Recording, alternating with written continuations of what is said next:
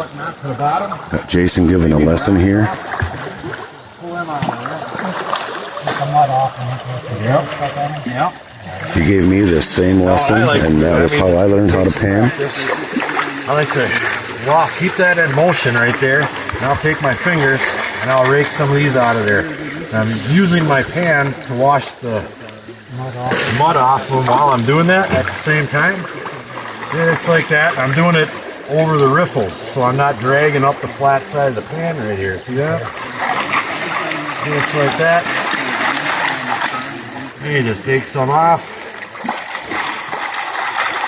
Once you start getting, don't be afraid to run your fingers through that.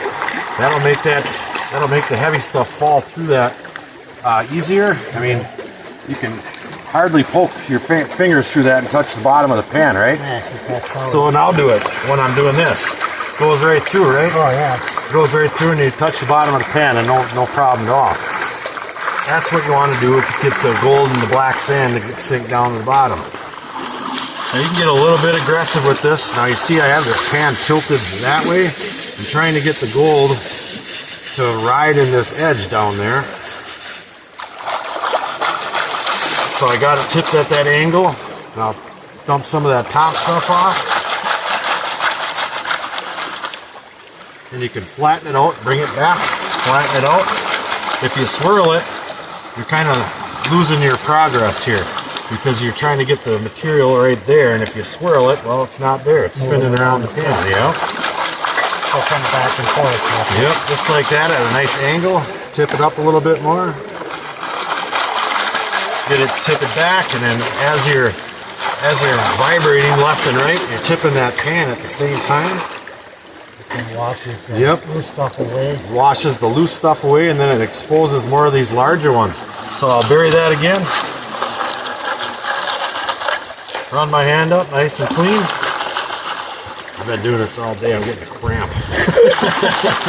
Imagine that. Yeah. Here we go. A couple more of those, and we can pull off some more of those larger rocks.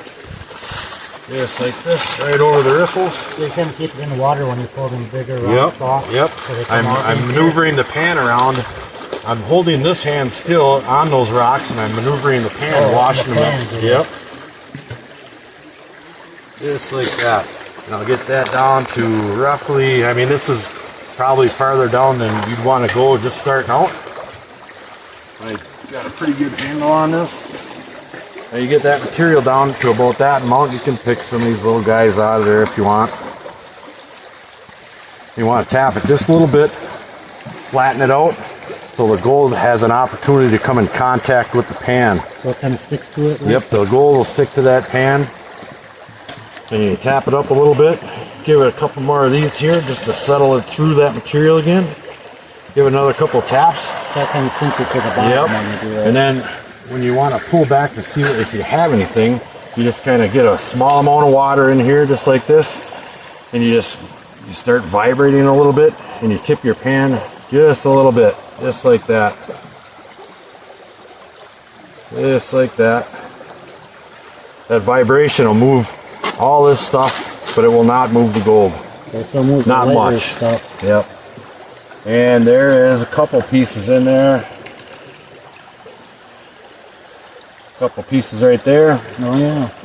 Pretty small. Yeah. Oh, look at that. Cool. Let them go, let them grow. Yeah. That's kind of like what you do. That's the same lesson you gave me last fall, and that's the only reason I know how to pan. So.